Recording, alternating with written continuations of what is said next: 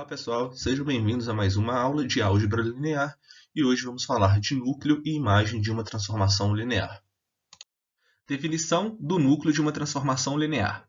Chama-se núcleo de uma transformação linear T de Vzão em Wzão ao conjunto de vetores Vzinho que pertence a Vzão que são transformados no elemento nulo que pertence a Wzão.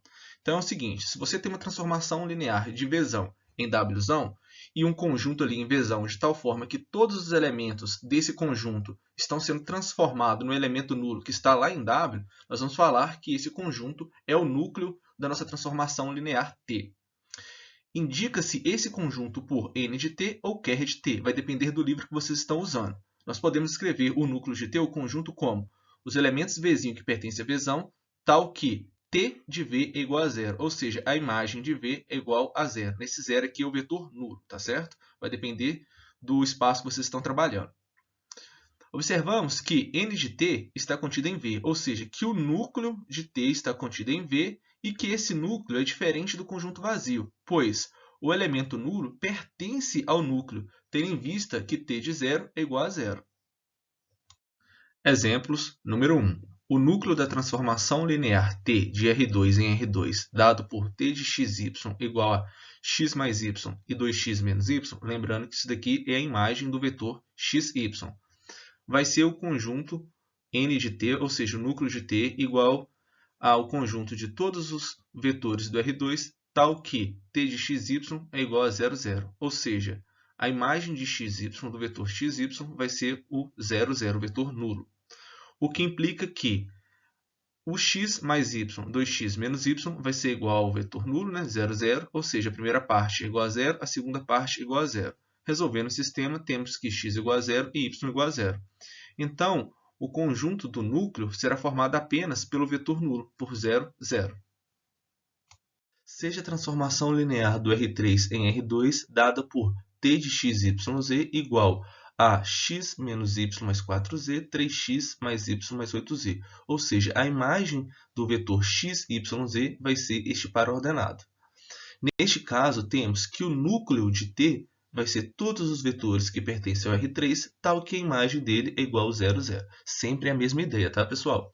Isto é, um vetor que pertence ao núcleo, né? Um vetor aqui xyz que pertence ao núcleo, vai ser se somente se acontecer o quê? Se este par ordenado for igual a 0 e 0, né?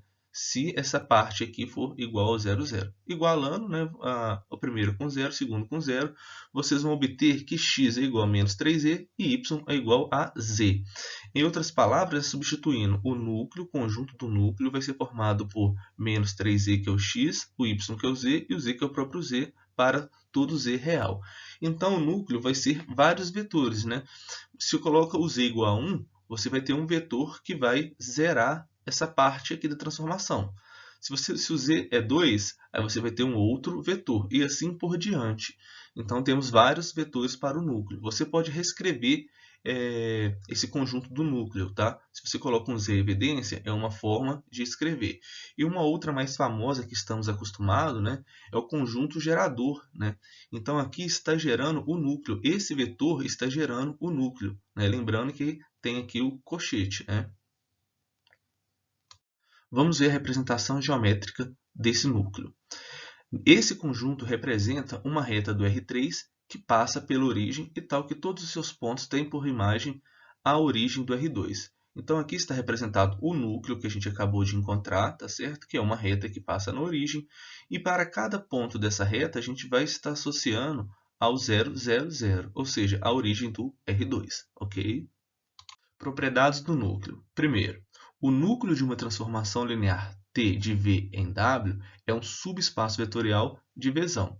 Então, lembrando, né, para mostrar que um conjunto é subespaço vetorial de Vzão, nós temos que tomar dois vetores, V1 e V2, por exemplo, né, e a soma desses vetores tem que pertencer a esse conjunto e o produto do escalar alfa com um vetor também tem que pertencer a esse conjunto, ou seja, a esse núcleo, né?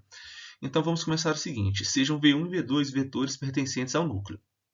E alfa é um valor real. Então, a transformação de V1 é igual a zero, ou seja, a imagem de V1 é zero, definição de núcleo. E T de V2, ou seja, a imagem de V2 é igual a zero. Assim, nós vamos ter, primeira condição. Se eu estou falando que T é uma transformação linear, então T de V mais V1 mais V2 vai ser igual a T de V1 mais T de V2. Ok. Só que, por sua vez, olha que legal, o T de V1 é quem? É zero. E o T de V2 também é quem? É zero. Então, a soma desses dois elementos vai ser de zero com zero, é zero. Então, podemos afirmar que V1 mais V2 pertence ao núcleo. Olha que legal, hein? Segunda condição. Aqui temos o T de alfa V1 vai ser igual a alfa T de V1. Né? Se é uma transformação linear, vale a segunda condição. E, por sua vez, o T de V1 é quem? É o zero. Então, alfa vezes o zero, ou seja, qualquer número real vezes zero, é o próprio zero. Isto é, o alfa vezes o V1 pertence também ao núcleo. Então, satisfeitas as duas condições, podemos afirmar que o núcleo de uma transformação linear, T de V em W, é subespaço vetorial de Vzão. Antes de continuar com as propriedades, vou apresentar algumas definições. Primeiro, dado uma aplicação ou função, né, T de V em W, vou falar que T é injetora se dados U pertencente a Vzão e V pertencente a Vzão com U diferente de V, tivermos que a imagem deles são diferentes em W. Tá? Ou seja, T é injetora se as imagens de vetores distintos são distintas. Tá? Então, você pega dois vetores distintos, cada um está levando em uma imagem distinta. Então, podemos falar que T é injetora. Segundo, a aplicação ou função T de V em W é sobrejetora se a imagem de T coincidir com W, ou seja, a imagem do conjunto Vzão é igual ao contradomínio. Em outras palavras, pessoal, T é sobrejetora se dado Wzinho pertencente ao Wzão existir um Vzinho pertencente ao Vzão, tal que a imagem desse Vzinho seja o Wzinho. Então, aqui no contradomínio, todos os valores, todos os elementos aqui desse contradomínio têm que ter um correspondente lá do meu domínio, ok? Propriedades do núcleo continuação. Segunda propriedade. Uma transformação linear T de V em W é injetora se e somente se o núcleo for formado apenas pelo elemento nulo. Tá? Então, se o Vzão é um R2, então significa que vamos ter o par ordenado 0, 0. Se o Vzão for R3, teríamos o 0, 0 e 0. Então, recapitulando, T é injetora se e somente se o núcleo for formado pelo conjunto do elemento nulo. Então, tem que ter só ele ali para falarmos que T é injetora. Lembrando que uma aplicação T de V em W é injetora se para todo V1, V2 pertencente ao Vzão, tivermos o quê? Né? A imagem de V1 diferente de V2 implica que V1 é diferente de V2. Ou podemos falar o seguinte, né? A imagem de V1 é igual a de V2 vai implicar que V1 é igual a V2. Imagem de uma transformação linear. Definição. Chama-se imagem de uma transformação linear T de V em W ao conjunto de vetores Wzinho que pertence ao conjunto Wzão, que são imagens de pelo menos um vetor Vzinho em Vzão. Indica-se esse conjunto por IM de T ou transformação aqui de T de Vzão, ou seja, a imagem do Vzão. A imagem de T vai ser representada por, a escrita, né, vai ser representada por o conjunto de Wzinhos que pertence ao Wzão, tal que esse Wzinho é imagem de V, ou seja, T de V é igual a Wzinho para algum Vzinho pertencente ao Vzão. Vamos ver a representação geométrica do conjunto imagem de T. Observamos que o conjunto imagem de T está contido em W, e esse conjunto é diferente do conjunto vazio, pois, lembrando, se a gente tem uma transformação linear, o T de 0 é igual a 0. Ou seja, o 0 é igual a T de 0, que pertence à imagem. Se ele pertence à imagem, vai ser o quê? Diferente do conjunto vazio. Se a imagem de T é igual a W, ou seja, se a imagem de T é igual ao conjunto W, vamos falar que T é sobrejetora, igual vimos anterior. Isto é, para todo Wzinho que pertence ao Wzão, existe pelo menos um Vzinho pertencente a Vzão, tal que a imagem de Vzinho é W, ou seja, T de V é W. Exemplos. Número 1. Seja T a transformação do R3 em R3 escrita da seguinte forma: T de xyz igual a xy0, ou seja, a imagem de xyz vai ser a tripla ordenada xy0.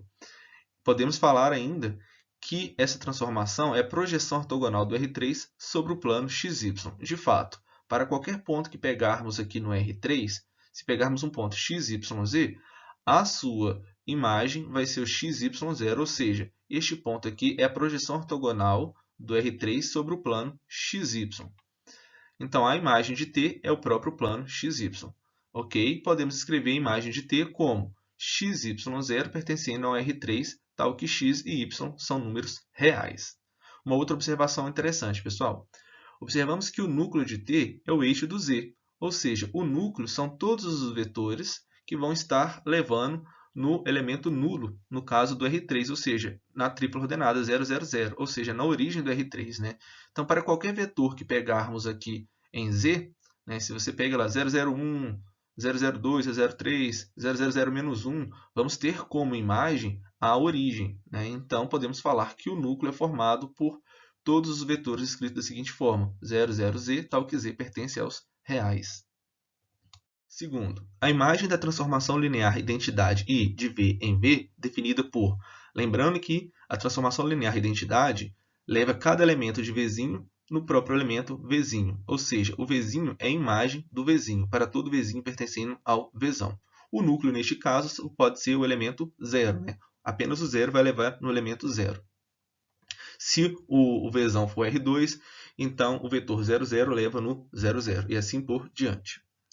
A imagem da transformação linear nula, ou seja, T de V em W definida para todo elemento de Vzinho está levando ao zero lá em W, para todo Vzinho pertencente ao Vzão, é o conjunto imagem que vai ser apenas o elemento 0. Né? O núcleo, nesse caso, é todo espaço vetorial Vzão, ou seja, para cada vetor que vocês peguem lá, vai estar levando no 0 mesmo, então o núcleo vai ser todos os elementos do espaço Vzão. Propriedade da imagem. A imagem de uma transformação linear T de V em W é subespaço vetorial de Wzão. Igual fizemos para o núcleo, vamos fazer agora para a imagem. Né? De fato, vamos tomar dois elementos da imagem, W1 e W2, e se queremos provar que ele é subespaço de Wzão, temos que mostrar que W1 mais W2 também pertence ao conjunto da imagem, e temos que provar que o alfa vezes um W1 também pertence ao conjunto da imagem. Então, foi o que eu falei, né? Devemos mostrar que W1 mais W2 pertence ao conjunto da imagem e que alfa W1 também pertence a esse conjunto. Isto é, devemos mostrar que existem vetores V e U pertencentes a Vzão, tais que a transformação de V é igual a W1 mais W2 e a transformação de U é igual a alfa W1. Então, vamos lá. Como W1 e W2 pertencem à imagem, existem vetores V1, V2 em Vzão, tais que a transformação de V1 é igual a W1, ou seja, né, W1 é a imagem de V1, ok? E T de V2 é igual a W2, ou seja, W2 é a imagem de V2. Tranquilo? Fazendo um V igual a V1 mais V2 e um U igual a alfa V1, vamos ter o quê? Se eu estou falando que T é uma transformação linear, então T de V, que no caso eu chamei de V1 mais V2, vai ser igual a T de V1 mais T de V2, que por sua vez, o T de V1 é quem? É W1. E o T de V2 é quem? W2. Agora, a segunda condição, né? O T de U, no nosso caso, vai ser T de alfa V1. Só que como tem uma transformação linear, isso aqui pode ser escrito como alfa T de V1, que por sua vez, T de V1 é quem? É W1. Então, isso aqui é igual a alfa W1. Portanto, a imagem de T é um subespaço vetorial de W, que satisfez as duas condições. Para finalizar, pessoal, vamos fazer um exemplo que aborda núcleo e imagem de uma transformação linear. Vamos lá. Exemplo. Determine o núcleo e a imagem do operador linear T de R3 em R3, tal que T de xyz é igual a x mais 2y menos e, y mais 2e, x mais 3y mais e. Ou seja, essa parte aqui é a imagem da tripla ordenada x, y, z. Então, vamos para a solução. O núcleo de T vai ser o quê? Vai ser todos os vetores do R3, tal que a imagem desses vetores é igual a 0, 0 e 0. Então, sempre que vocês forem calcular e encontrar o núcleo, a ideia é sempre essa, tá certo? Então, podemos reescrever como essa parte toda igual a 0, 0, 0, e disso nós conseguimos reescrever em um sistema, né? Onde a primeira parte é igual a zero, a segunda parte é igual a zero, a terceira parte é igual a zero.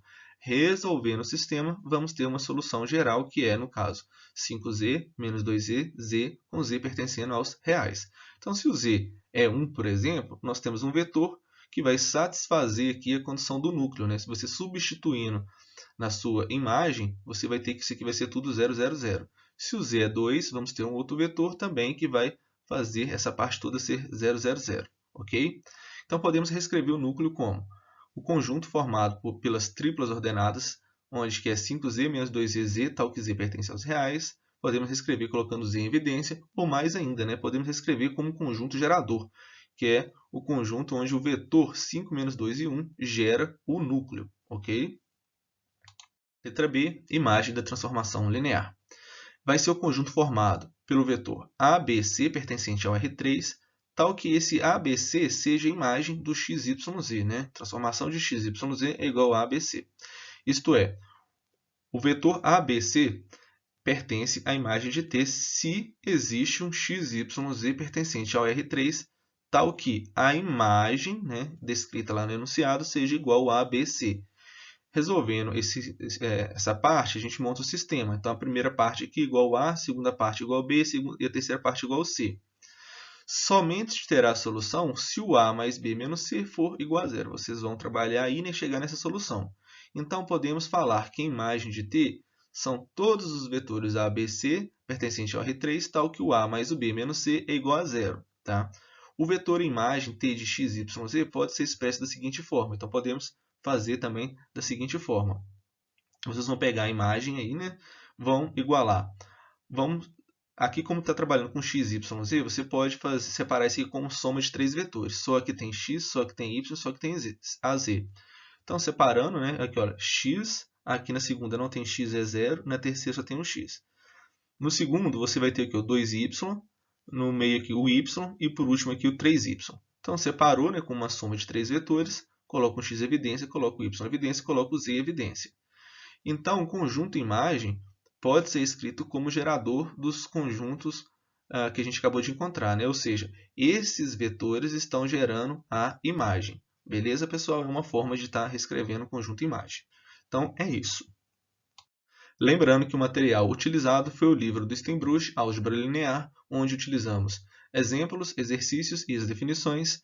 Então é isso. Um grande abraço e até a próxima videoaula.